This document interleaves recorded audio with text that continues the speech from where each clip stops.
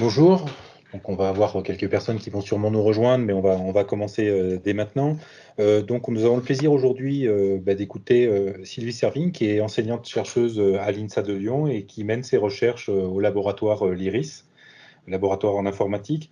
Elle est spécialiste de la partie base de données, sciences des données, et assure une recherche qui est entre, on va dire, le géospatial et l'informatique. Et ça, elle le fait depuis pas mal d'années. Donc, elle a vraiment ce background qui va être très intéressant à écouter, en particulier si j'ai bien suivi en fin d'exposé. Et c'est aussi la directrice actuelle du GDR Magis, qui est justement à cette interface entre l'informatique et la géographie. Sylvie, je vais te passer la parole et n'hésitez pas à matérialiser vos questions effectivement dans le cas dans le chat ou à les poser à la fin, bien sûr, si vous le souhaitez. Ton micro, Sylvie.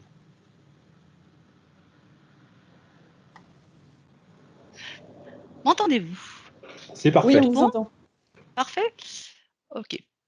Donc, il y avait une présentation. Donc, je vais juste voir un petit peu ce que je vais présenter pendant, j'irai, une trentaine de minutes. Donc, je vais revenir un peu sur qui je suis. Et comme l'a dit, comme l'a présenté Gilles, donc après, je vais survoler quelques travaux de recherche que j'ai menés ou auxquels j'ai collaboré ou auxquels j'ai contribué autour de nouveaux modèles et outils en sciences de données et en géomatique, en m'attachant autour des données à leur captation, de la captation de ces informations, que ce soit par des données capteurs ou d'autres types de données, jusqu'à l'usage des données. Et l'usage des données, ça veut dire aussi les usagers, voire les utilisateurs de ces données. Et puis, je terminerai mon discours en faisant un retour d'expérience que j'appelle le REX, depuis quelques années, entre recherche en informatique et interdisciplinarité, forcément subjectif puisque c'est mon retour d'expérience personnelle. Alors, qui suis-je? Bon, je suis docteur en informatique. Alors, qu'est-ce que ça veut dire en informatique? Dans l'informatique, il y a il y a plein de domaines. Et moi, je suis plutôt docteur en informatique, en géomatique et dans la science des données. Donc, je m'intéresse beaucoup aux données. Et du point de vue de l'enseignement, puisque je suis enseignante-chercheur, j'enseigne en système d'information au département informatique de l'INSA de Lyon. Dans ce département, je suis aussi co-responsable des échanges internationaux. Et du côté chercheur, alors moi je mets chercheur, je sais que c'est pas bien de mettre chercheur, c'est chercheuse, mais chercheuse, chaque fois que j'entends chercheuse, j'entends tête chercheuse, j'entends une fusée. Donc moi je préfère mettre chercheur avec un E en sciences des données spatio-temporelles et en géomatique depuis 93, donc depuis le millénaire dernier. Donc il y en a certains qui étaient peut-être pas nés. Et à l'INSA de Lyon, laboratoire l'IRIS, qui est un laboratoire d'informatique dans l'équipe base de données. Comme l'a dit Gilles, je suis aussi directrice d'un groupe de recherche du CNRS, hein, donc le GDR Magis, qui s'intéresse aux méthodes et applications pour la géomatique et l'information spatiale. Donc c'est un GDR qui est pluridisciplinaire, qui vit depuis une vingtaine d'années. Donc c'est pas si fréquent que ça, les GDR qui arrivent à survivre, parce qu'en fait, en général, les GDR, ça tourne en termes de problématiques, mais ce GDR qui est interdisciplinaire, survit parce qu'il se renouvelle et surtout qu'il mélange vraiment différentes disciplines. Et au niveau du CNRS, le CNRS étant organisé en différents instituts, par exemple l'Institut l'INSS2I qui concerne l'informatique et l'INSSHS pour les sciences de l'homme et la société et l'INE pour l'environnement, eh bien le GDR est un peu au carrefour de ces trois instituts et mêle donc autour d'axes de recherche, de thématiques de recherche, des chercheurs informaticiens, des chercheurs des sciences de l'homme et de la société et des chercheurs en environnement. Donc, c'est un GDR fortement pluridisciplinaire et dont le bureau est fortement pluridisciplinaire. Donc, j'ai on peut dire après un background en termes d'interdisciplinarité. Alors, l'enseignement, c'est quoi? L'enseignement, c'est en informatique, puisque je m'adresse certainement à un public qui n'est pas forcément aguerri à la recherche en informatique. Mais en informatique, l'enseignement, donc dans une école d'ingénieur, c'est faire des applications, hein, comme on voit la petite affiche verte avec des interfaces et puis qui vont déclencher des algorithmes ou des traitements. Mais c'est aussi monter des plateformes et comme vous le voyez au-dessus, avec par exemple capter des données en montant une maquette pour une maison, voir les entrées-sorties. C'est aussi, comme vous voyez dans la photo de droite, apprendre à câbler du matériel ou à faire une expérience comme la photo en bas à gauche qui s'intéresse là à capter de l'information sur un bras pour des gens qui pourraient être handicapés ou qui voudraient pouvoir augmenter leur capacité de mouvement alors qu'elles sont limitées. Mais l'informatique, quand on l'enseigne, c'est aussi la photo que vous voyez en bas à gauche, c'est concevoir, parce que concevoir avant de développer, c'est important. Et les informaticiens ne sont pas que des développeurs et des programmeurs. Et j'ai mis une petite photo à gauche parce que c'est pour montrer qu'en début de carrière, on est vraiment très enthousiaste. Des fois, on est un petit peu moins en fin de carrière, on rit moins, on continue à sourire. Mais là, en début de carrière, j'étais très, très enthousiaste. Et puis, je suis aussi une chercheure. Donc, la recherche en informatique, ben, comme dans plein de domaines, c'est ce que vous voyez à gauche, c'est intervenir dans des conférences, c'est présenter des conférences, c'est être co-rédacteur d'ouvrages. Et je voulais mettre ça parce qu'en fait, hein, par exemple, l'ouvrage que j'ai co-dirigé avec Marie-Hélène de Sède Marceau, ben, c'est un ouvrage encore autour de l'interdisciplinaire, puisque elle est géographe et que moi, je suis informaticienne. Alors, la recherche en informatique, c'est, ben, comme vous voyez devant vous, c'est faire des algorithmes que l'on va après programmer dans un langage pour le faire comprendre par la machine, mais c'est aussi faire des interfaces qui sont compréhensibles par des usagers et des utilisateurs. C'est aussi mélanger des données avec des données très diverses. Mais c'est aussi, comme on reviendra sur la petite photo où vous voyez un collègue qui est en train de monter, parce que quand on a besoin de données capteurs, ben, à un moment donné, il faut soi-même aller installer les capteurs, et je reviendrai là-dessus, puisque je vais parler de données capteurs. L'informatique, c'est aussi faire des interfaces, comme vous voyez en haut à droite, sur la surveillance, par exemple, volcanique, mais c'est aussi beaucoup, en ce qui concerne la gestion des données et les recherches autour des données, c'est aussi beaucoup faire des modèles, créer des modèles génériques qui vont pouvoir être utilisables et partageables, et ensuite qui donnent lieu à implémentation. Donc là, j'ai fait un petit tour de ce que je suis en tant qu'enseignante et chercheur. Et puis, je vais vous parler donc de différents travaux de recherche, donc de la captation de données à l'usage des données. Je vais revenir sur les données spatiales, spatio-temporelles, les bases de données capteurs, les données hétérogènes. Donc, je vais vous parler de ça au sein de divers projets. Et puis, je me suis intéressée à ce qui concerne la captation, l'intégration, l'indexation, l'exploration, la visualisation, la qualité de ces informations. Je reviendrai et vous aurez des images pour mieux comprendre ce l'on fait autour de ces informations-là. Et toujours, depuis 30 ans, mes recherches, se sont toujours tournées vers, un usage autour de la ville, du territoire et de l'environnement, parce que je considère que je fais de la recherche appliquée et que je ne fais pas de la recherche fondamentale. Et donc il y a des aspects scientifiques, mais toujours avec, une vue applicative. Donc mon objectif, c'est toujours de fournir des méthodes et outils, et là je vais aller un petit peu plus dans les fonctionnalités autour des données pour intégrer des données hétérogènes. Intégrer pour pouvoir les partager, et parce qu'elles sont quand elles sont hétérogènes, elles sont issues de différentes sources, et que pour nous, en tant qu'informaticiens, pour les traiter, eh bah, il faut se poser des problématiques pour arriver à les intégrer, pour pouvoir après en faire d'autres choses comme les visualiser, les explorer, naviguer au travers de ces données, mais aussi les corriger et les qualifier. Donc je vais parler de 3 thèmes au niveau application, notamment c'est l'ensemble de ce que je viens de vous parler en termes d'objectifs autour des données, mais c'était pour, par exemple, aider à comprendre des phénomènes physiques complexes, notamment appliqués aux bâtiments intelligents, aider à décider à l'aide d'informations qualité, et ça c'est ce qu'on a fait dans un projet autour de la surveillance volcanique, et puis aussi aider à comprendre la ville. Alors la ville, son évolution, ou encore comment se fabrique le patrimoine urbain. Donc ça, c'était la vue, je dirais, comment on applique ça à l'environnement et au territoire. Et quand on applique au territoire, à la ville ou à l'environnement, forcément, ça nous donne des contraintes, ça nous donne des besoins, ça nous donne des spécifications, ça nous donne des spécificités que l'on doit prendre en compte à partir du moment où on veut faire de l'appliquer.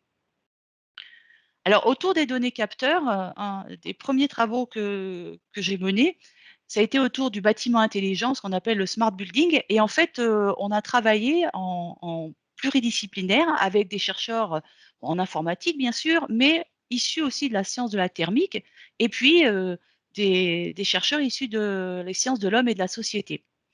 Quel était le challenge scientifique dans ce projet dans lequel nous étions réunis? C'était d'essayer de voir comment on pouvait valider des modèles physiques en prenant en compte les usages et les usagers. Et en fait, au niveau thermique, notre application, c'était le bâtiment intelligent. Ça partait d'une constatation qui était les bâtiments BBC, donc à basse consommation. En fait, ils sont très très chouettes à l'origine et ils répondent bien aux directives de, de consommation de Sylvie, de attention, l'énergie, ta communication et se... tous les tests sont faits sur des bâtiments. Et force est de constater qu'une fois que les bâtiments sont... Pardon. ta communication se dégrade légèrement. Ah, alors je vais couper ma caméra, moi, peut-être sera mieux. Hein. Là, Oui, c'est Donc, mieux. dans ces bâtiments, est-ce qu'on m'entend mieux? Oui. Oui, beaucoup mieux. Ah, alors j'ai quand même faire en sorte que c'est mieux. C'est mieux? D'accord. Donc, bâtiment BC, constater quand les bâtiments étaient habités, finalement, les performances n'étaient pas au rendez-vous. Donc, nous, ce qu'on a essayé de faire, c'est essayer de comprendre comment on pouvait s'interroger sur les usagers, les usages, avec des informations qui venaient des usagers et des informations et des usages et des informations qui venaient de capteurs physiques avec des mesures. Et on s'est dit, mais comment, si c'est la problématique, essayer de mélanger ces données et d'en faire sortir de l'information. Alors c'est là qu'on commence à se dire, mais tiens, pour avoir de l'information, déjà, ne serait-ce que de l'information numérique, il fallait installer des capteurs. Donc, on a commandé des capteurs, on les a installés dans des bâtiments. Et puis, pour avoir de l'information qui venait des usagers, on a fait des enquêtes usagers.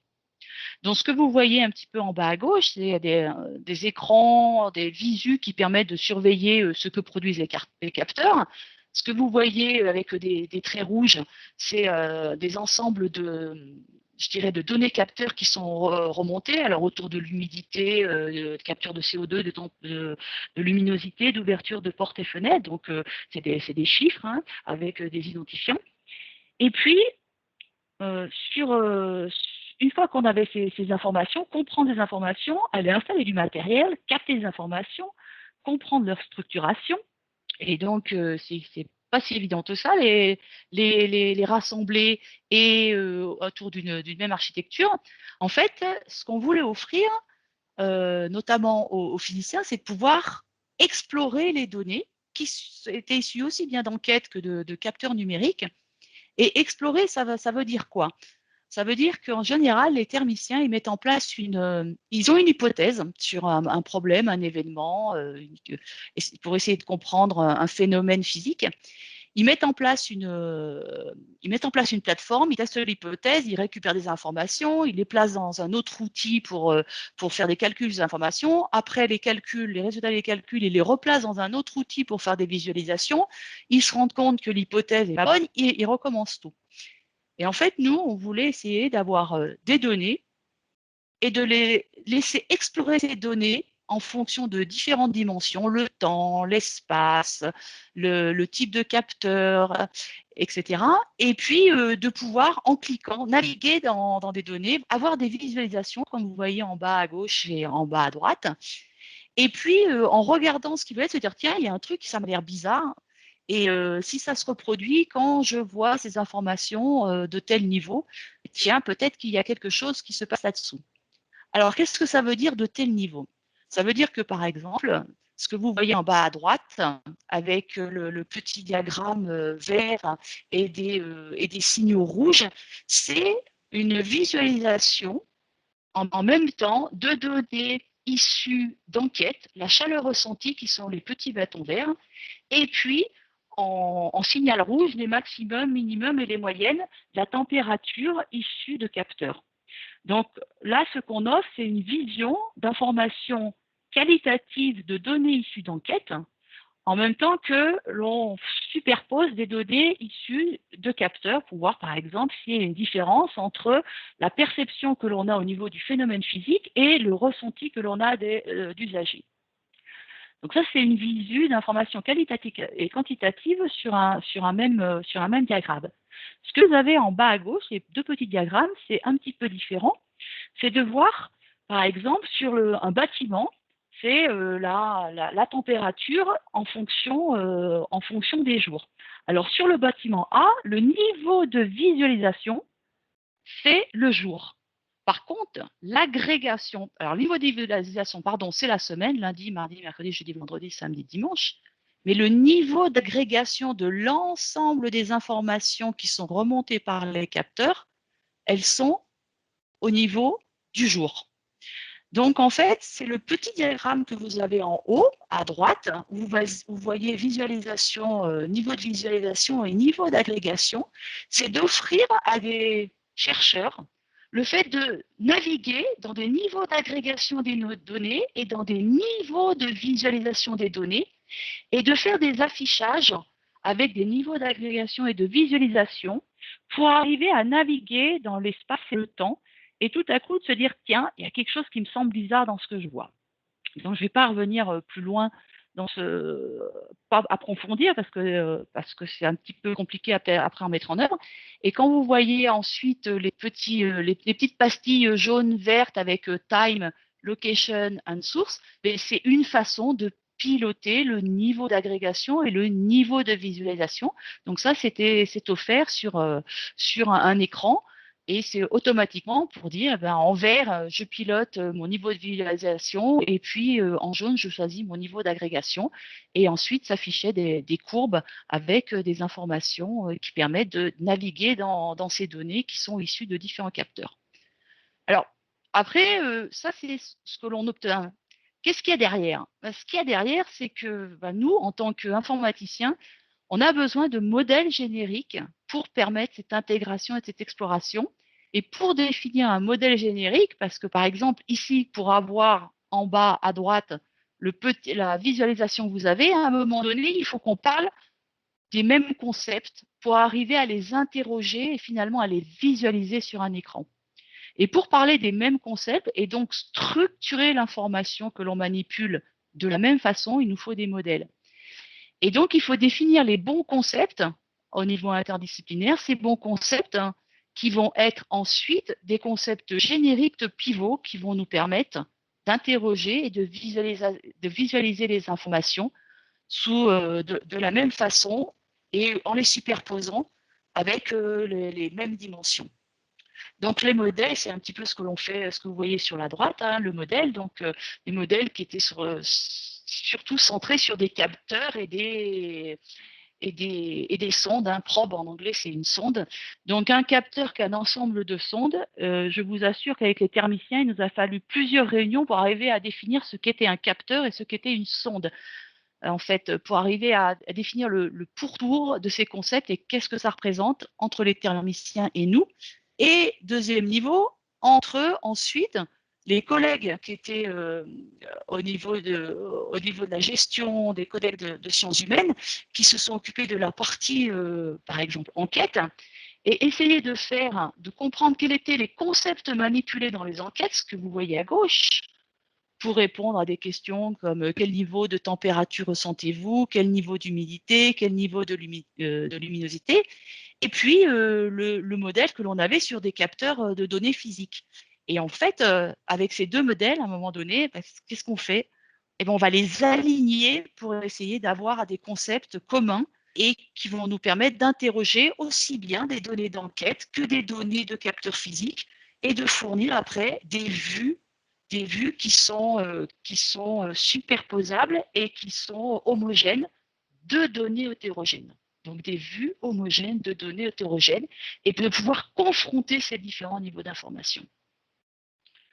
Donc ça, c'est ce qu'on a fait sur ces aspects, je dirais, interdisciplinaires, essayer de trouver les bons concepts que l'on puisse, nous, après manipuler pour fournir des visualisations d'informations à des collègues chercheurs qui ne sont pas des informaticiens.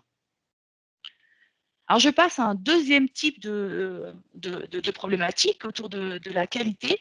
Alors, la qualité des données capteurs et la qualité des données en général, c'est une communauté en informatique, hein, la qualité depuis une dizaine d'années. Et force est de constater que c'est même une problématique bien plus ancienne au niveau de la géomatique, puisque les géomaticiens ont été précurseurs sur la qualité des données, puisque quand on voulait intégrer des données, notamment en 2 dimensions cartographiques, bah, très tôt, en fonction des producteurs de données, on s'est posé le problème de qualité des données et de définir la qualité de ces données, d'indicateurs, de critères de qualité. Donc c'est une problématique vaste. Et souvent, quand on parle de cette qualité, qu'est-ce que ça veut dire? Ben, ça veut dire qu'il faut identifier ce que c'est que cette qualité. Qu'est-ce qu'on veut en faire? Pourquoi on veut qualifier? Est-ce qu'on veut qualifier ces données? Est-ce qu'on a des données qui ne sont pas correctes? Est-ce qu'elles sont justes, pas justes, précises, imprécises, complètes, pas complètes, incertaines, pas certaines? Et en fait, on s'aperçoit que la qualité des données est très déjà compliquée. Il faut essayer de bien définir ce qu'on veut en faire. Donc, en fait, ça dépend de la finalité et de l'usage de ces données. Donc, identifier ce qu'on veut faire de cette qualité, si on en a besoin. Est-ce qu'on va vouloir compléter nos données? Est-ce qu'on va vouloir corriger nos données ou simplement garder nos données brutes et les qualifier pour avoir une aide à la décision? Et moi, j'ai pas mal travaillé sur qualifier pour aider à la décision. Donc, les données, ensuite, elles peuvent être captées, elles peuvent être issues de capteurs. Alors, un capteur, ça peut être un capteur physique qui fait une mesure d'une valeur, d'une grandeur, mais ça peut être une caméra, une photo, et ça peut être une donnée numérisée, ça peut être des données saisies. Quand on pense à un cadastre, il est saisi, ou ça peut être des données calculées, et on s'aperçoit que la qualité des données, ça va être une complexité parce que ça va dépendre du cycle de vie de la donnée, parce que la donnée, elle est brute et elle peut être transformée. Et la qualité des données, ça va ressentir, parle-t-on de la qualité des données brutes, parle-t-on de la qualité des données qui ont subi une transformation, deux transformations avant d'être affichées ou visualisées dans un écran. Et là, elle peut avoir subi différents traitements et donc, du coup, avoir été entaché dans sa qualité. Donc, qualité des données, c'est pas si simple déjà de définir ce que c'est que la qualité des données, et on s'aperçoit qu'il faut définir aussi des facteurs de qualité des processus de traitement de la captation à l'usage des données. Et là, on voit l'ampleur de la difficulté que l'on a, notamment quand on veut qualifier des données. Alors, quand je vous dis que j'ai toujours travaillé sur des domaines d'application, là, le domaine d'application, c'est la surveillance volcanique. Et je travaillais avec des collègues mexicains autour du volcan qui s'appelle le Popocatépetl. Donc, c'est un volcan qui se situe, comme vous le voyez en bas à droite, entre Mexico et Puebla. Et donc, moi, j'étais avec des collègues de l'université de Puebla. Donc, Puebla, c'est un petit pueblo qui fait environ 2 millions d'habitants. Et si le volcan il est toujours animé, ce volcan, mais pour l'instant, il n'y a pas d'éruption, mais si jamais il y en avait une, entre Mexico et sa dizaine de millions, je ne sais plus où on en est maintenant, mais c'est vraiment énorme, et Puebla, il y aurait vraiment, ce serait une catastrophe humaine. Donc, le but, hein, c'était de dire, quand on a des données capteurs, en fait, les capteurs, il y a des séismes quand même autour du volcan, et les données capteurs, elles sont parfois un petit peu bizarres. Et l'objectif, c'était de dire, on va essayer de qualifier ces données capteurs pour essayer de donner des facteurs et des critères qui aident les sismologues à décider si oui ou non ils prennent en compte telles données en fonction de la qualité que l'on peut affixer à ces données. Donc on avait produit, alors je ne vais pas rentrer dans le détail bien sûr du monde informatique et de ce que l'on crée en termes de structure et de programme. Néanmoins, le but, c'était de fournir une interface, comme vous la voyez à gauche, avec à droite des indicateurs qualité qui permettent d'avoir les informations qui remontent des différents capteurs avec leur sonde, mais d'un autre côté, des indicateurs qualité sur ces données captées, parce que là, en fait, ce qu'on ne veut pas, c'est aller compléter des données ou corriger des données, c'est partir des données brutes, garder les données brutes et peut-être donner des métadonnées qualité qui permettent d'estimer la confiance que l'on peut avoir dans les données les brutes qui remontent. En fait, par exemple, une donnée capteur, on s'attend à une donnée capteur et elle n'est pas là. Et si elle n'est pas là, qu'est-ce que ça veut dire?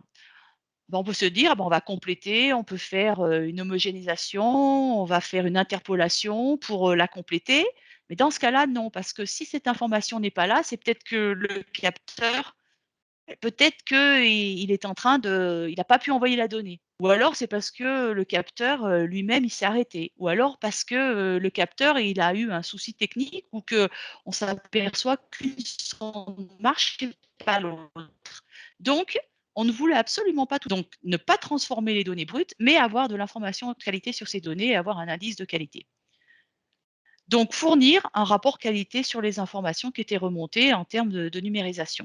Alors l'objectif, c'est qualifier pour décider. Et au niveau informatique, qu'est-ce qu'il a fallu faire, nous, en tant que chercheurs en données?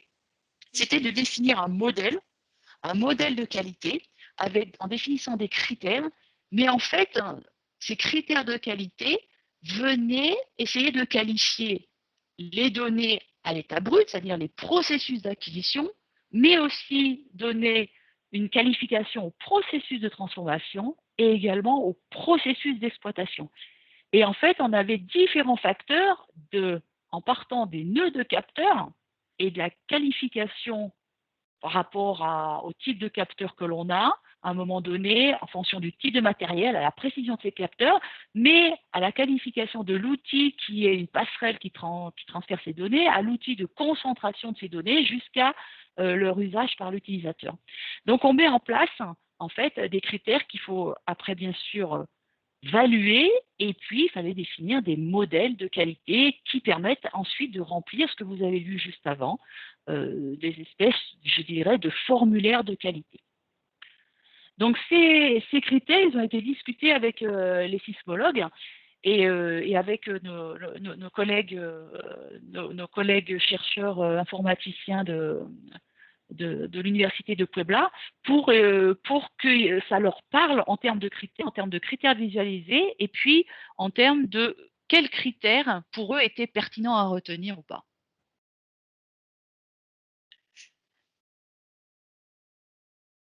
Donc j'ai parlé de surveillance volcanique et aussi de correction, enfin au niveau je viens de parler de tout ce qui est autour de la qualité de surveillance volcanique. Et je vais parler maintenant des travaux que je mène depuis plusieurs années. Alors, bien sûr, en collaboration avec différents collègues. De toute façon, tous les travaux que j'ai menés étaient en collaboration avec des collègues et ont souvent ont donné lieu à l'encadrement de thèses sur ces problématiques.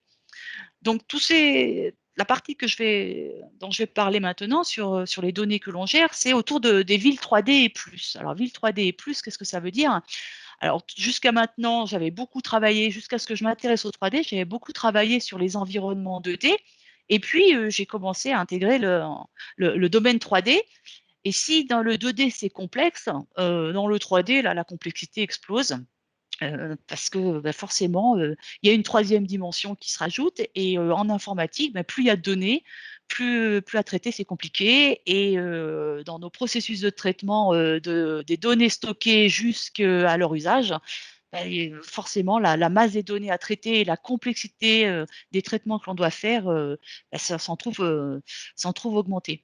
Donc quand on dit ville 3D et plus, ça veut dire le plus, ça peut être du temps, parce qu'on veut, par exemple, je vous avais dit que je m'intéressais à l'évolution des villes, donc ça peut être le temps, mais ça peut être aussi voir des points de vue, un point de vue historique, un point de vue économique de la ville. Donc, c'est des dimensions, je dirais, qui entourent autour de la ville 3D. La ville 3D, pour nous, numérique, étant le support à différentes problématiques que l'on peut se poser. Et bon, nous, on s'intéressait à comprendre l'évolution de la ville ou la fabrication du patrimoine urbain. Alors, quand on veut intégrer des données autour de ces villes 3D, par exemple, déjà intégrer de la temporalité, c'est pas simple, et intégrer, par exemple, des documents, c'est encore moins simple. Et ensuite, naviguer dans cette ville 3D et en intégrant le temps et en intégrant par exemple des documents, ben, je vais vous montrer que c'est pas simple du tout et que ça demande de la compréhension des usages jusqu'à la traduction en informatique de ce qu'on peut en faire. Alors, de même, dans la ville 3D, on va se poser la question des données que l'on manipule et souvent les données qui vont être fournies, alors que ce soit issu de métropoles, que ce soit issu de territoires ou je dirais, d'institutions autour des territoires, ben, nos données, elles sont jamais parfaites, hein. Et on a souvent des phases de traitement et des phases de correction de ces données. Alors, correction de ces données, ce qui est différent, par exemple, des données capteurs dont je vous parlais tout à l'heure, puisque je vous disais, faut pas les corriger, il faut surtout parler des données brutes. Ici, c'est différent. On va parler de données 2D, 3D, et forcément, ces données 3D, pour pouvoir les traiter, si elles sont pas très bonnes géométriquement et topologiquement, ben nous, le traitement que l'on va faire derrière, forcément, ils vont être entachés. Donc, ça veut dire qu'il faut mettre en place des systèmes et des algorithmes et des structures qui vont nous permettre déjà de vérifier que nos données sont correctement structurées en termes de géométrie et de topologie. Et pour ça, j'avais mené des travaux sur la correction des données en essayant de déterminer, d'identifier les incohérences géométriques, topologiques, voire sémantiques, et en définissant des règles qui permettent de dire, bah, par exemple, un objet a telle relation, je dirais, topologique avec tel autre objet 2, et puis je spécifie cette relation. Et puis après, je mouline dans des traitements informatiques ces règles, je les passe sur mes ensembles de données, et puis j'essaie d'identifier ce qui pose problème. Et en fait, on s'aperçoit que 95 ou 98 de ces règles sont vraies, fonctionnent pour la majorité des données, mais que le monde réel est tellement complexe qu'il y en a toujours 2 qui ne respectent pas les règles. Et je vais vous donner un exemple réel. Par exemple, on pouvait définir comme règle que dans la majorité des cas, une route ne passe pas sous un bâtiment. Donc, on définissait une relation, il ne peut pas y avoir d'intersection entre un bâtiment et une route, et on détectait dans les données, et ensuite on ressortait des incohérences et on les corrigeait pas automatiquement parce qu'on avait découvert que, bah, pas forcément, une route peut passer sous un bâtiment, et d'ailleurs, dans la montée de Choulan, c'est exactement ce qu'on fait, à Lyon. Donc, le but, c'est de ne pas passer automatiquement, de bien comprendre le monde réel, de bien comprendre les usages, parce que l'informatique, elle est bien pour faire de l'automatique, mais quand on est dans le monde réel, l'automatique pure est souvent difficile à mener jusqu'au bout. Il faut du semi-automatique et on peut beaucoup aider sur le semi-automatique. Donc ça, c'est la compréhension de l'usage, et je n'ai jamais pensé que le tout automatique pouvait être le monde de demain, mais bon, il y en a d'autres qui le pensent. Moi, je ne pense pas. Alors, sur l'évolution de la ville et la fabrication du patrimoine urbain, l'objectif, c'est quoi? C'est d'intégrer des données à différentes dimensions, des données 3D, des données temporelles, des données multimédia, mais c'est pour les visualiser, donner à voir le passé dans le présent. C'est ce que vous voyez en bas à gauche, hein, sur la photo de bas à gauche. Donc, sur un îlot cadastral, on voit une imprégnation d'un quartier, enfin d'un îlot, pardon, dans un siècle donné et parmi des données d'aujourd'hui. Et puis, on peut aussi donner à voir des documents localisés dans l'espace, hein, qui nous permettent, en les projetant, de voir, par exemple, des photos qui étaient du passé, et du coup, pareil, de voir un petit peu, de voir le passé dans le présent dans le passé. Et ça permet, quand on a travaillé avec une historienne, ça permet de faire surgir des choses. Alors, elle nous avait dit que ça lui avait donné à voir et peut-être à se projeter sur une autre façon de représenter l'évolution historique. Donc, c'est vraiment le donner à voir, hein, qui est intéressant dans ce cadre de travail. Une autre façon dans ce type d'approche, c'est de se dire, bon, on va naviguer dans la ville en 3 dimensions. Donc, nous, on est le support 3D de la ville en 3 dimensions. Et puis, de voir les documents qui sont attachés à ces éléments de la ville, notamment des bâtiments. Et par exemple, on navigue on peut offrir une navigation dans la ville elle-même en 3D, et puis s'intéresser à un bâtiment et se dire, tiens, mais ce bâtiment, c'est quoi? Puis, j'ai quoi comme document? Et puis, du coup, partir, vous voyez, sur la partie droite, et aller naviguer dans les documents qui concernent ce bâtiment et offrir une navigation différente. Je pars d'un document et je navigue dans ces documents. Tout à coup, un bâtiment m'intéresse et je me dis, mais il se rapporte à quoi? Et hop, automatiquement, je vais pouvoir aller me placer dans la ville pour voir à quoi se rapporte le document. Et c'est naviguer dans des espaces documentés, mais avec une ville 3 dimensions qui donne une vue réaliste de cette ville, et puis qui va nous permettre d'avoir de véritables éléments 3D, et c'est-à-dire aller dans des détails, voir des murs, voir des portes, voir des balcons, s'intéresser à des éléments de détail de notre bâtiment, parce qu'il va être vraiment, je dirais, construit et structuré en termes de données dans le moindre détail au niveau de la 3e dimension. Alors, qu'est-ce qu'il y a derrière? Alors, ce qu'il y a derrière, là, c'est des modèles, encore des modèles génériques pour intégrer l'ensemble de ces informations et avoir des concepts partagés, et avoir des modèles génériques pour naviguer dans ces différents types de données. Et dans la complexité de l'informatique, il y a une complexité technique. Au niveau informatique, aujourd'hui, avec les architectures web, c'est de plus en plus compliqué. Donc, on a plusieurs, je dirais, couches. C'est pour ça que je vous ai mis l'architecture, même si vous êtes des non-initiés, je pense que ça peut parler. On va avoir la couche des données en bas. En plus, après, on va avoir des couches de traitement, puis des couches qui concernent plutôt les aspects interface avec le web, et puis les postes utilisateurs, c'est ce qu'on appelle des postes clients dans une architecture informatique. Et vous voyez qu'il y a 4 niveaux, et dans ces 4 niveaux, il va y avoir 4 matériels différents. Et une application aujourd'hui, elle traverse ces différents matériels, elle traverse ces couches, et la complexité de ces architectures viennent complexiter nos travails de recherche. Et il y a souvent dans nos travaux de recherche aujourd'hui, du temps à mettre aussi bien sur l'aspect conceptualisation et développement et implémentation. Mais l'implémentation, ce n'est pas que faire du développement du programme, c'est aussi faire les bonnes architectures pour arriver à faire que nos programmes tournent. Et ça devient relativement complexe. Mais bon, ça fait partie du travail, hein. C'est simplement, en 20 ans, ça a vraiment beaucoup évolué, pardon. On était sur un poste où on travaillait, on avait tout sur une même machine, et maintenant nos architectures, elles sont complètement distribuées, et la distribution complexifie le travail. Alors, je vais en arriver à la dernière partie. Je pense que de toute façon, j'ai rempli mon temps, hein, une quarantaine de minutes, donc j'ai commencé à 5. Donc, je vais faire un retour en recherche et interdisciplinarité sur les travaux que j'ai menés. Donc, en informatique déjà, qu'est-ce qui est difficile pour les informaticiens? En fait, informatique, ça veut dire recherche et ça veut dire ingénierie.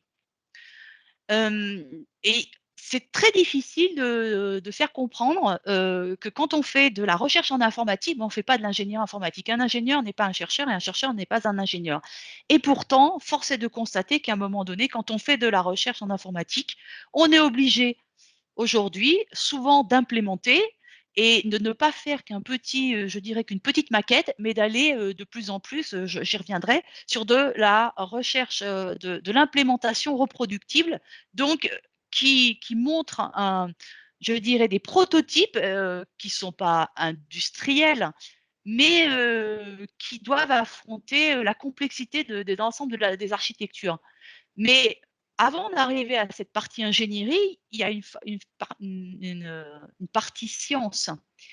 Et quand on travaille avec d'autres collègues, forcément, quand ils nous voient arriver informaticiens, eux, souvent, ils ont tendance à voir, ça va être le développeur. Et c'est difficile avec les collègues. Nous, cette partie-là, ça ne relèvera pas de notre travail quand on travaille en recherche pluridisciplinaire avec des collègues non informaticiens. Une chose que j'ai remarqué qui me semble hyper importante, c'est la connaissance et l'interconnaissance de chaque discipline. Je pense qu'on a l'impression qu'être chercheur, c'est universel et qu'on a tous les mêmes démarches, qu'on a des fondamentaux similaires et qu'on a des approches organisationnelles similaires, des démarches scientifiques et techniques similaires, des langages, méthodes et outils de modélisation et des attendus livrables. Et en fait, pas du tout.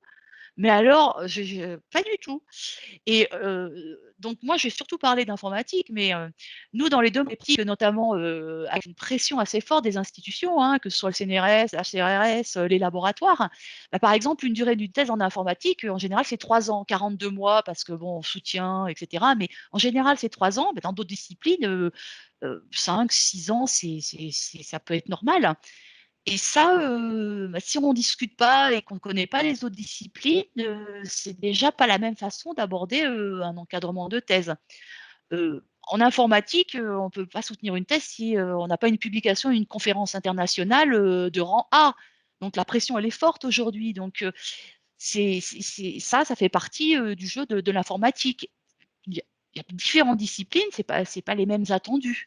Et forcément, on n'est pas forcément au courant et on pense de façon peut-être naïve qu'on est tous à la même enseigne et du coup, on n'a pas la même façon d'aborder le travail de recherche.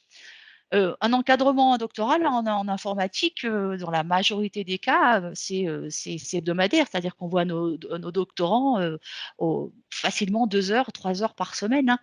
Et parfois, dans d'autres disciplines, il y a besoin de beaucoup de réflexion, de beaucoup je dirais, d'analyse de documents, d'aller sur le terrain pour aller chercher de l'information ou des données. Et du coup, le temps, la temporalité ne sont pas les mêmes. Nos mémoires de thèse, force est de constater qu'ils sont de plus en plus rédigés en anglais. Ça devient un peu une pression aussi, ce que je regrette beaucoup parce qu'on pourrait défendre la recherche française et en français. Et voilà, c'est quelque chose. C'est un constat, hein, c'est pour essayer de voir un petit peu les différences qu'il y a. Donc, j'espère qu'on en discutera avec les collègues d'autres disciplines. En termes de démarche, bah voilà, en contribution scientifique, il faut qu'on ajoute des démonstrateurs techniques.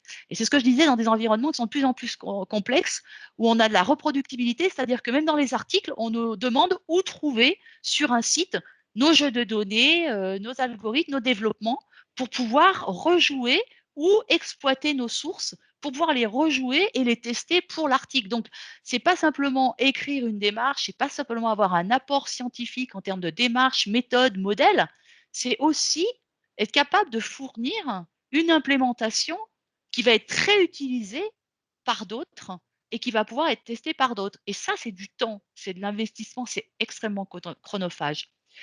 Alors, je ne vais pas parler des langages, méthodes et outils de modélisation qui sont différents d'une discipline à l'autre. Et puis, il y a les attendus, les livrables. Voilà, nous, on nous attend sur des publications et des conférences qui sont sélectionnées sur articles et avec une publication des articles sur des articles rang-clés. Alors, j'avais juste après un peu la démarche comme on la conçoit en informatique, mais je ne suis pas obligée d'y revenir. Et je vais terminer sur les aspects mis en œuvre de l'interdisciplinarité. Moi, mon retour d'expérience, c'est que dans un projet interdisciplinaire, moi, j'ai l'impression qu'on a besoin de temps et on n'en a pas assez. Moi, je vois que dans mon expérience, je trouve qu'on n'en a pas assez. Et nos instances, elles devraient nous donner ce temps. Alors, on devrait retrouver du temps pour tout, d'ailleurs, même dans la discipline.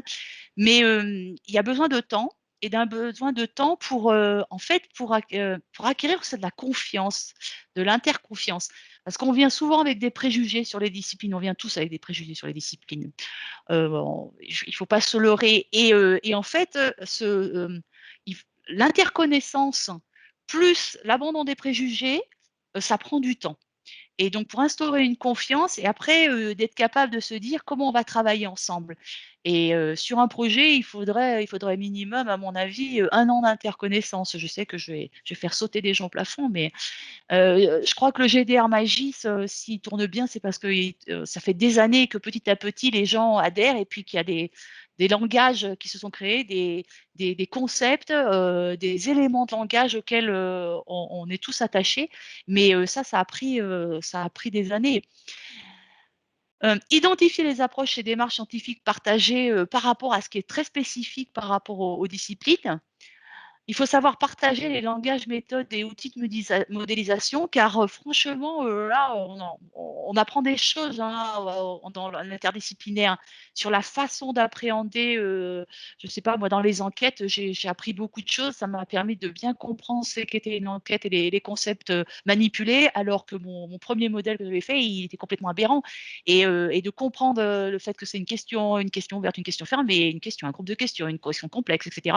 J'imaginais pas que tout ça, c'était aussi complexe. Et la façon de faire des enquêtes, bon, je pensais qu'on pensait les questions, mais en fait, la façon de formuler les questions, la façon de formuler les réponses, ça permet après de mieux traiter les informations que l'on fait. Et ça, c'est quand même une sacrée connaissance. Préciser les éléments de langage, arriver à des définitions consensuelles du vocabulaire et des concepts. Ça, c'est pas évident parce que chaque fois qu'on dit un mot, en fait, on a une interprétation différente du mot en fonction de la discipline. Et puis, s'attacher du début à répertorier les attendus livrables scientifiques et techniques partagées, l'implication de chacun, la répartition. Qu'est-ce que c'est, par exemple, dans un projet, un chef de projet? Qu'est-ce qu'on entend par chef de projet? Qu'est-ce qu'on entend par rapport? Qu'est-ce qu'on entend par publication? Quelles sont les publications que l'on vise? Est-ce qu'on vise une revue, un ouvrage? Est-ce que c'est une conférence? Est-ce que c'est pluridisciplinaire, disciplinaire? Et forcément, en fonction de la discipline, ceux qui sont issus de la discipline, en général, ont plus de connaissances sur les attendus que la discipline qui connaît pas la revue. Donc tout ça, c'est un retour d'expérience. Je suis toujours enthousiasmée par le pluridisciplinaire, mais je pense qu'il prend quand même beaucoup de temps et je trouve qu'on en a de moins en moins et c'est ce qui m'attriste un petit peu. Mais je suis encore très, très volontaire pour travailler dans l'interdisciplinaire et je continuerai, je pense. Voilà, je vais arrêter mon discours ici. Je pense que j'étais un tout petit peu long. J'ai dépassé de 5 minutes. Je vous prie de m'en excuser. Je vais remettre ma caméra, Eh oui, si ça passe. Merci beaucoup pour cette super présentation, Sylvie. Alors, on va pouvoir bien sûr prendre des questions. Et alors, il y en avait une qui était déjà matérialisée dans le chat, donc je vais profiter pour la poser. Et en particulier, donc c'était une question de Laura pour savoir si à chaque fois on repartait de zéro, ou est-ce qu'on peut repartir en fin de compte de nouveaux concepts est-ce qu'on doit repartir à chaque fois pour chaque nouveau projet de nouveaux concepts? Est-ce qu'on peut réutiliser de l'ancien? Comment on peut comment on peut réussir à composer, on va dire, ces éléments anciens pour faire du nouveau? Et faire du néo-nouveau, en fait. Oui, alors Laura, c'est une bonne question. En fait, ça dépend du concept et ça dépend du niveau d'abstraction du concept. Je ne sais pas si c'est fait clair. En fait, nous, ce qu'on s'attache à faire, enfin moi, pas nous, je ne vais pas dire nous, parce que tout le monde pratique pas de la même façon en fonction de la discipline informatique. Mais moi, ce que j'ai toujours à essayer de faire, c'est de faire du générique. Et pour moi, un capteur générique, c'est-à-dire une enquête, une question ou un groupe de questions dans une enquête, c'est un capteur générique, en fait. Et plus tu es générique, plus ton concept peut regrouper de sous-concepts. D'accord? Mais donc du coup, forcément, pour moi, je pars toujours alors je pars pas du top, on fait du top-down et du bottom-up, je sais pas si ça parle aux collègues, mais en fait, moi, j'aime bien partir du bottom et monter vers le up, en fait. Et plus on part du bottom, plus on part du monde réel et du besoin réel. Et après, on va vers le up et on redescend. Et on redescend et on regarde si notre générique, il est si générique que ça ou si il faut encore monter en abstraction. Est-ce que ça répond à ta question? Oui. Merci. Ouais.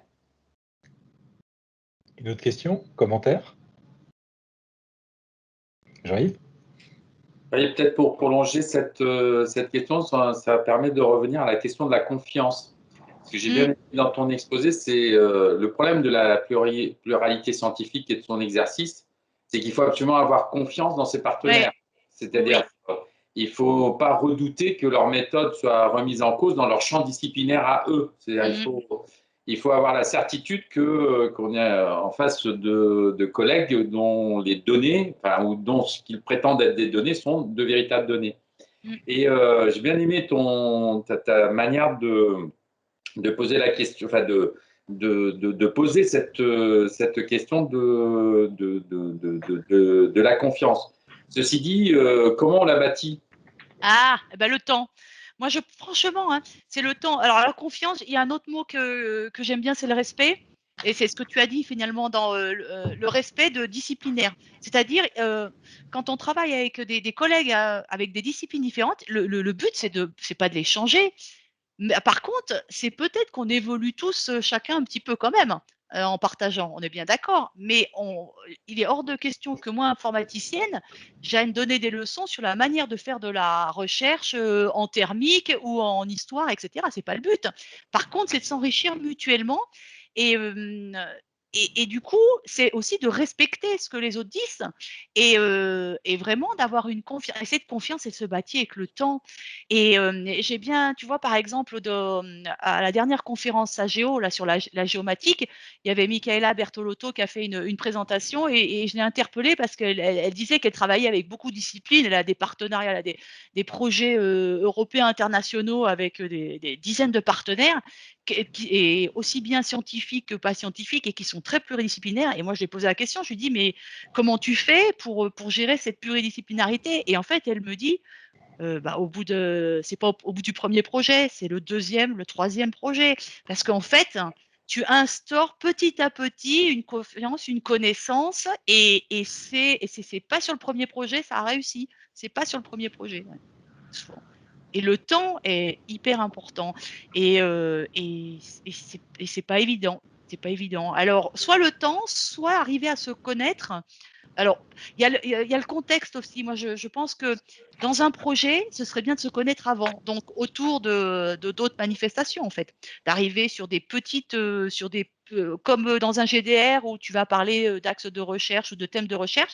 Et petit à petit, après, tu montes le projet. Mais je pense que, voilà, investir directement. Alors, je dis pas que ça réussit pas, hein. Je dis que ça me semble moins efficace à l'interdisciplinaire. Je pense que dans les disciplines, un projet interdisciplinaire dans des collègues qui ne se connaissent pas avant, ça peut être efficace, performant et productif, mais peut-être pas à l'interface disciplinaire. C'est ça qui me gêne quand on ne se connaît pas. Je ne sais pas si je suis claire. Si, c'est tout à fait clair et je suis plutôt content de t'entendre dire parce que ça correspond au schéma qu'on essaye qu'on a essayé de mettre en place et en œuvre à IMU, puisque le but du jeu, c'était à IMU de financer ce temps de pluralité scientifique. Et donc, quand tu dis qu'il ne s'agit pas de convaincre les autres de devenir informaticiens quand ils sont sociologues et inversement, et tu dis que c'est bien d'entretenir une circulation d'informations qui fait que chaque discipline est informée des informations disponibles dans l'autre, et que c'est comme ça qu'on avance, moi, ça me ravit. Alors moi, je vais un peu plus loin. C'est parce que quand on partage les démarches, je pense que les démarches s'enrichissent aussi, pas que de l'information. Oui, mais Par exemple, j'entends. Simplement, il faut faire attention à la question des méthodes et la tendance des méthodes à être normalisatrices alors que les informations sont plutôt créatrices. Je suis toujours très méfiant sur la question de l'homogénéisation méthodologique parce qu'il y a toujours en arrière-fond l'idée d'une science unique, d'un monisme scientifique qui est très, de mon point de vue, qui ne va pas dans le sens d'une science intéressante, ou tout du moins curieuse. Quand on définit les… Alors, moi, il y a un truc qui me plaît beaucoup, hein, c'est les modèles. Et c'est vrai qu'à un moment donné, quand les mots, bon, c'est vrai qu'avec les mots, il n'y a rien de mieux que des mots pour définir. Hein. C'est là où on a, je dirais, la définition la plus complète. Mais bon, nous, voilà, nous en informatique, on modélise. Et je me rappelle, Isabelle, elle dit, oui, mais tu mets tout dans des carrés. Ah, j'ai dit, bah oui, mais c'est une façon de définir les concepts parce qu'à un moment donné, si on a un objectif quand même d'arriver à quelque chose où l'informatique va aider, eh ben, il faut passer par les carrés. Et du coup, on peut avoir une définition du concept et forcément le carré, oui, c'est vrai que ça donne un périmètre. Mais l'informatique, elle est numérique et il y a un périmètre. Donc, c'est vrai que faut pas forcément dire qu'on va normaliser, mais nous, si tu vois, si on veut pouvoir intervenir à un moment donné, l'illimité, c'est difficile, quoi. Donc, ça peut rester. Là, ce que tu dis, c'est pas de la méthode, c'est autre chose. C'est la question de justement définir un concept. La définition, Oui. ça existe dans toutes les sciences. Oui. Et notamment de pouvoir générer les extensions de chaque concept, de pouvoir Oui. les cerner. C'est-à-dire, il y a le concept, toutes ces extensions possibles. Et c'est là où la pluralité scientifique est intéressante, parce que souvent on utilise le même concept, mais on n'utilise pas la même extension du concept. Exactement. Et je pense que c'est ça qui est très riche et Et ça, c'est passionnant. qui est absolument passionnant, parce que ça permet précisément d'avoir ton carré et puis toutes ces extensions qu'on peut définir. Et là, ça enrichit forcément le concept. Et après, il faut choisir. On ne peut pas tous les prendre ensemble. Quoique, on y arrive presque maintenant. Ouais, je sais, ouais. En tout cas, c'est ce qu'on a envie de faire. C'est ce qu'on a envie de faire. Plus les machines sont puissantes, plus elles nous surveillent, mais plus on arrive à faire de choses. Hein. Est-ce qu'il y a une autre question, notre commentaire? Alors, j'en profite. J'étais accessible à beaucoup de monde. C'est pas évident, cet exercice. Oui. Juste pour revenir effectivement sur cette démarche pluridisciplinaire, effectivement, c'est ce qu'on est en train de remettre en place avec beaucoup plus de force et de vigueur avec les studios, parce qu'il y a besoin de ces temps d'attente et de ces temps de réflexion avant d'être en capacité de pouvoir travailler ensemble et de bien se comprendre et de faire un pas vers l'autre, qui permettra, chacun faisant un pas vers l'autre, de se retrouver avec un dénominateur commun qui est beaucoup plus gros qu'on ne le pense. Et j'en parle parce que ça fait résonance à ce que tu disais tout à l'heure sur la réutilisation de composants.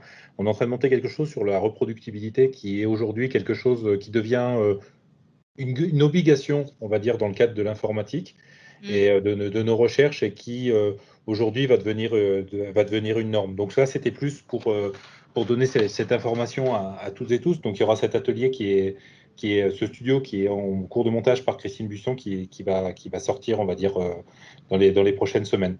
Alors, j'avais une question, moi, plus sur la montée en qualité. Bon, c'est vrai que on triche un peu parce qu'on se connaît, on travaille ensemble, mais je pense qu'il est important quand même de rediscuter de cette partie-là, et en particulier parce que dans les discussions récentes que l'on a aujourd'hui avec la métropole, et Sarah, j'ai vu que Sarah était connectée, elle pourra peut-être donner des informations là-dessus, on s'aperçoit qu'aujourd'hui, le challenge, c'est de monter en qualité, parce que de travailler sur de la donnée fausse, on dit toujours qu'on peut raisonner sur une figure fausse, mais ça n'empêche que travailler sur des données fausses, on va se retrouver avec des erreurs et des problématiques qu'il va falloir gérer par la suite.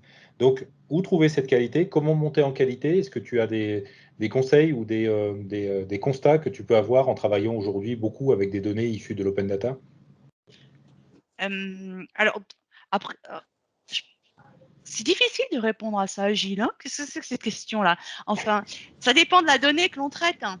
Et ça dépend de l'information et de la méta-information que tu as sur ces données, de toute façon. C'est la seule façon. La première chose, c'est la donnée, elle vient d'où, de quoi, etc. Donc, quelle est la source de la donnée? Et d'un autre côté, on a besoin de savoir qu'est-ce que l'on va faire de ces données. C'est le fitness for use. C'est-à-dire que fausse, tu vois, ça veut rien dire. Fausse pour qui? Si c'est fausse parce qu'elle est imprécise, peut-être qu'elle est imprécise. Je vais prendre l'exemple comment ça s'appelle, du GPS. Le GPS, il peut nous donner à 1 mètre, 2 mètres, 3 mètres, ça dépend de la précision. Bah, ça suffit, nous, pour nous localiser. Par contre, si je sais pas, l'armée, 2 mètres, 3 mètres, 4 mètres, ça leur suffit pas. Donc, la même donnée, elle peut très bien servir en fonction d'un usage avec son imprécision et ne pas servir à un autre usage parce qu'elle n'est pas assez précise et pourtant, c'est la même donnée. Donc, c'est vraiment en fonction de ce qu'on veut en faire de cette donnée et d'abord, d'où elle vient. Et c'est ça. Et d'où elle vient, c'est pour ça que la qualité, c'est pas simplement de dire j'ai un jeu de données, j'en fais quoi? Bah, d'où il vient ce jeu de données? est-ce qu'on est capable de le qualifier? Est-ce que le fournisseur de données est capable de le qualifier? S'il n'est pas capable de le qualifier, c'est au moins d'avoir, je dirais, de la genèse de ces données, d'où elles viennent, elles ont été produites par qui, etc. Et ensuite, qu'est-ce qu'on veut en faire? Et si pour nos traitements, par exemple, il faut des données précises, essayer de voir si elles sont précises ou pas. Si elles ne sont pas précises, ça ne correspondra pas. Et par contre, si elles sont incomplètes, c'est différent. L'incomplétude, là, c'est autre chose. C'est-à-dire que des traitements informatiques, donc là on va parler informatique, mais des traitements informatiques ne peuvent fonctionner sur des données incomplètes. C'est-à-dire, on a des données, puis il y a des trous dedans. Et ben, le programme, il tourne, et dès qu'il tombe sur un trou, il plante. Voilà, en gros, si je vulgarise. Donc, tu as des programmes qui ne peuvent pas travailler. En général, on complète les données avec des traitements. On fait du pré-traitement. Donc, ça veut dire qu'on va faire de l'interpolation, de l'extrapolation. Enfin, ça va dépendre justement de la donnée elle-même et de sa sémantique de la donnée. Mais parfois, l'incomplétude, une donnée manquante, elle est synonyme d'une information. Pourquoi elle manque? Peut-être qu'elle manque parce que ça signifie quelque chose. Donc tout ça, je ne peux pas te répondre, en brut de pomme là. C'est pas possible. Ni en brut de cidre, ni en brut de champagne. Mais personnellement, j'ai ma réponse dans le sens où je pense que tu as abordé les points qui me semblent importants. C'est qu'aujourd'hui, on est peut-être trop dans une utilisation d'une donnée en la prenant comme argent comptant, sans s'intéresser à sa genèse, sans s'intéresser aux métadonnées. C'est effectivement, moi je trouve ce qui est important, et effectivement, ça amène aujourd'hui à une réflexion à avoir sur effectivement la mise à disposition de données, mais aussi sur la montée en qualité qui est nécessaire sur ces données. Ça amène aussi à des travaux dont tu n'as pas parlé, mais sur lesquels vous aviez travaillé sur les signaux faibles. Cette capacité, on va dire, à aller rechercher de l'information. C'est vrai. Alors là, c'était plutôt au niveau du GDR, donc on était tellement nombreux. Donc bon, là, je suis qu'un maillon, même si j'ai beaucoup contribué, mais c'est un maillon. Donc je me sentais pas de placer ce travail. Mais c'est vrai que sur les signaux faibles, la partie qualité, c'est importante, parce que est-ce que le signal faible, justement, est-ce que la qualité est un signal faible finalement? Et où le manque de qualité était un signal faible. Donc, il y a beaucoup de questionnements. Et c'est vrai que dans les processus qualité, quand tu parlais de l'open data, après, voilà, est-ce qu'on met en place des traitements pour qualifier la donnée, ou on met en place, comment dire, des processus qui se basent sur le fait que c'est des usagers qui qualifient la donnée. Et c'est et là, il peut y avoir des façons différentes d'aborder cette qualité, parce que c'est ce qui se passe dans comment ça s'appelle, dans OpenStreetMap, hein. C'est bien la qualité des données. Il y a des modérateurs. Forcément, il y a des modérateurs. Ça, c'est clair, hein. On peut pas. Enfin, même si OpenStreetMap est complètement un VJ, c'est-à-dire un outil qui se base sur le volontariat des contributeurs, néanmoins, à un moment donné, il y a des modérateurs. Il y a quelqu'un qui va dire oui, non, ou qui va valider, mais qui va valider en fonction du nombre de participants et des participants de confiance. Il y a forcément, on revient il y a des participants, des contributeurs de confiance, parce qu'ils ont contribué depuis longtemps, que leurs contributions ont été validées. Et du coup, ces contributeurs de confiance, ils ont un poids plus important quand ils déposent une donnée dans l'open data, par exemple. Une dernière question ou commentaire? Je pense qu'on va pouvoir s'arrêter là. J'avais quand même une grande question. Pardon. Si personne n'en a, moi j'en aurais bien une sur l'histoire de la 4e dimension, mais sauf que je ne voudrais pas abuser du temps de parole. Ah oui, alors la 4e dimension. Non, mais attends, juste une question, c'est-à-dire que ce que j'ai bien aimé là, sur la question du temps, mais moi il m'en manque toujours une qui est le mouvement. C'est-à-dire, en fait, il y a beaucoup, et surtout sur les historicisations de données, le fait de pouvoir voir une ville évoluer, c'est-à-dire voir son mouvement propre, c'est-à-dire sans regarder les causes du mouvement, peut te donner une indication sur, justement, ça fait partie de ces fameux signaux faibles, de choses qui peuvent dire beaucoup plus que les idées que l'on a ou les connaissances que l'on a sur le mouvement. Et je voulais te demander, parce que là, je t'avoue, je t'ajoute une difficulté supplémentaire, on en discute beaucoup avec Gilles, sur ce qu'on appelle les morphogénèses et leurs possibilités. Voilà, je voulais avoir ton avis là-dessus. Alors, je vais te faire une métaphore sur le mouvement. Elle n'est pas évidente, mais pourtant, moi, je la vois. Quand j'ai dit, tu sais, sur l'exploration visuelle multidimensionnelle avec tous mes signaux, mais là, c'est exactement ça, en fait, parce que quand tu dis, c'est le donner à voir. Hein. C'est le donner à voir, parce que c'est en percevant, je me rappelle de Anne-Sophie Clémenceau, c'est ça. Ouais, Tu lui montres un truc et tout ça, ah, mais alors ça me donne des idées parce que nanani, patacoufin. Et en fait, le donner à voir retranscrit. Et nous, là, dans l'exploration visuelle multidimensionnelle, c'était ça. C'est naviguer un peu n'importe comment et tout à coup, il y a un truc qui sort parce que je le perçois, parce que j'ai pu naviguer. Et toi, ce que tu appelles le mouvement, c'est ce qui est le mouvement dans la réalité, nous, c'est ce qu'on appelle le dynamique en informatique. Et en fait, à un moment donné, c'est comment on introduit du dynamique dans l'informatique. Donc, j'avais travaillé à un moment donné sur les villes sonores, la cartographie dynamique des villes sonores. Et en fait, c'est vrai que le donner à voir, c'est-à-dire où tu fais, c'est la alors après, c'est la temporisation que tu as, c'est-à-dire faire un glissement ou faire une mini vidéo. En fait, tu affiches avec une temporisation les informations, etc., pour donner à voir. Et ça, c'est pour nous, ça fait partie de la temporalité. C'est la façon après dont tu vas visualiser cette temporalité et les informations que tu disposes à différents moments de cette temporalité. Et là se pose le problème, notamment en 3D, de la masse d'informations que l'on a à gérer. Tout dépend de ce que l'on veut voir évoluer. La forme. Mais oui, toujours, toujours. En fait, c'est ça qui est extrêmement important pour essayer d'y discerner les contenus, justement. Donc, Ok. Bon, moi, j'ai besoin de savoir, tu te considères comme la petite fée qui poursuit la montre ou la montre? Ah oui, il était rigolo celui-là. Hein Ouais, il est sympa. C'est pour ça que le fait que ce soit enregistré, je me suis dit, ah, parce que j'ai pris quelques trucs sur le. Et vous avez vu que j'ai trouvé interdisciplinarité avec le mot plaisir quand même. Hein.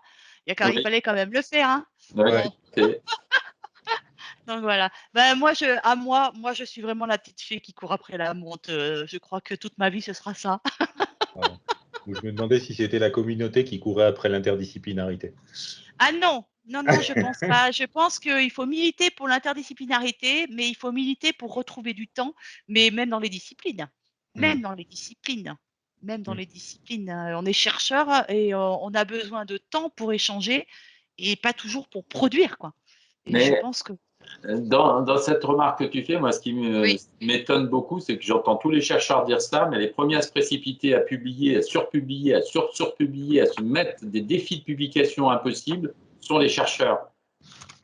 Oui, mais Jean-Yves, Et ça me paraît toujours terrible de voir comment on s'auto-engendre l'absence de temps. Et personne ne nous oblige. Je crois que officiellement, quand tu es enseignant-chercheur, tu dois faire 2 articles.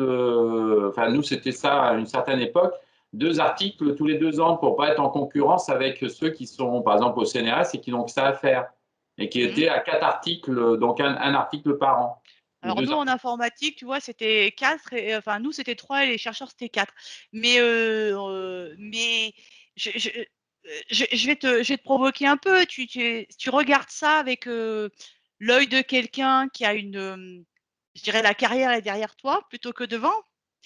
Et il me semble que tu as fait une belle carrière. Hein. Et pour obtenir une belle carrière, quand tu n'as pas de publication aujourd'hui, tu l'as pas puisque c'est pas uniquement, allez, je vais être provocatrice, mais quand même, nous, en informatique, les publications et de bon niveau, je vais te dire, on est martelé sur ça.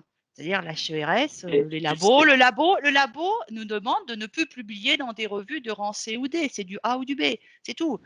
D'accord? Donc, on a une pression là-dessus et force est de constater que c'est une pression internationale, donc c'est de plus en plus dur. Donc, en fait, alors moi qui ai ma carrière aussi derrière moi, hein, presque, je vais te dire, moi, avant, j'étais chercheuse et quand j'avais un truc intéressant, je le publiais. Aujourd'hui, on commence à se dire, attention, il faudra publier. Oui, non, j'en pense que… Ça, c'est quand même un autre monde. Hein. J'entends ce que tu dis, Sylvie, c'est juste qu'il y a cette pression de la carrière, mais je rappelle que la carrière, elle est faite par les chercheurs. Les CNU sont occupés par des gens qui sont des chercheurs, c'est nous-mêmes. Que les co-CNRS, c'est pareil. Et donc, moi, ça m'inquiète. C'est-à-dire que Oui. c'est pas n'importe qui, c'est pas n'importe comment que ça se fait. C'est qu'on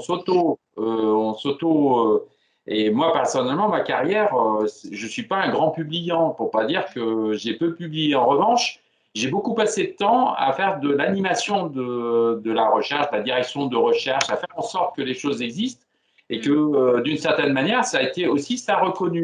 Et aujourd'hui, on fait l'impasse complète sur comment dire, sur cette manière aussi de faire de la recherche qui est extrêmement, à mon sens, importante. C'est-à-dire, le temps que tu passes à faire un projet comme IMU ou à faire comme a fait Gilles l'autre jour, un Equipex ou n'importe quoi en le portant et en faisant travailler des gens, voilà, en dirigeant à la peau, c'est du temps qui est absolument nécessaire. Aujourd'hui, qui va le donner ce temps si on est tous sous la surpublication? Alors, Ouais. attention. Je Ouais. sais pas qui voulait parler. Vaste débat, mais je te laisse conclure, Sylvie. Alors, oui, moi je veux juste te dire que sur ça, je pense que c'est valorisé. Je pense pas quand tu dis on en fait abstraction, c'est pas tout noir, tout blanc. Je pense que c'est très valorisé. Mais il faut quand même que tu aies des publications. Voilà. Alors qu'avant, c'était peut-être pas tout à fait pareil. D'ailleurs, quand on recrute nos collègues, aujourd'hui, on les recrute pas parce que c'est des enseignants, on les recrute sur un dossier de recherche. À 80, je vais dire à 95%. Ce qui était pas, moi, il me semble, ce qui n'était pas le cas il y a 20 ans. Je dis pas c'est bien, c'est pas bien, c'est un constat. Donc forcément, quand tu vois les dossiers maintenant de certains candidats à l'étranger, ils arrivent, ils ont un nombre de publications et ouais, mais ils n'ont pas fait d'enseignement, mais c'est pas grave, ils ont un bon dossier de recherche. Et à côté, bah, tu as fait de l'enseignement, tu as fait des tâches administratives, etc. Ben, recrutement, ça va être du rail pour les jeunes collègues hein, chez nous. En tout cas, chez nous, c'est comme ça. Alors qu'avant, on voulait des dossiers équilibrés. Déjà, moi, je me rappelle quand j'ai été recrutée, on voulait des dossiers équilibrés. Enfin, je ne sais pas, Gilles, toi, mais moi, c'était un dossier équilibré. Aujourd'hui, c'est plus un dossier équilibré. Enfin, moi, je constate. Hein. On s'arrête là pour aujourd'hui? Il y a Bernard qui voulait dire quand même. Bernard, tu voulais dire quelque chose? Déjà, merci Sylvie, parce que ça fait du bien de t'entendre parler de ta propre science, parce que depuis que je te connais, c'est la première fois que je t'entends en parler, donc c'est quand même quelque chose de très très chouette. Et sur ce dont on vient de parler, c'est clair que ça dépend du moment de la carrière pour la publication. Ça, c'est une première chose.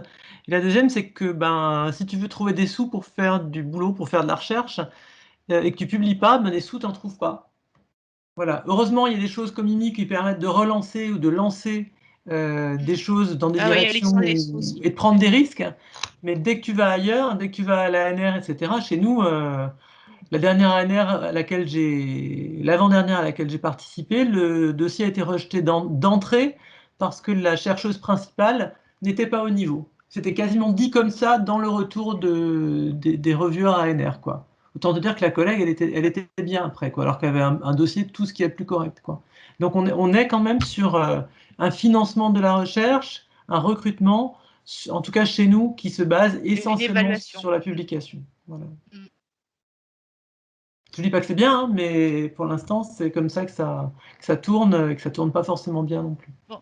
Par contre, il faut revenir sur une note positive. Alors maintenant, je suis désolée Bernard, mais c'est toi qui la trouves. Hein. C'était toi qui étais au crachoir, donc tu te débrouilles. Hein. Heureusement qu'il y a IMU pour pouvoir générer de la recherche où on n'a pas besoin de publier dans la minute après qu'on ait commencé cette recherche. Et je pense que depuis le début d'IMU, c'est le cas. Et maintenant, avec ce qu'on met en place avec les studios, on donne cette fameuse année dont tu parlais à des groupes de personnes pour se connaître, pour arriver en confiance et pour commencer à monter des choses plus ambitieuses. Plus les gens qui se sont connus au travers des projets existants. Donc, je pense qu'il y a quand même,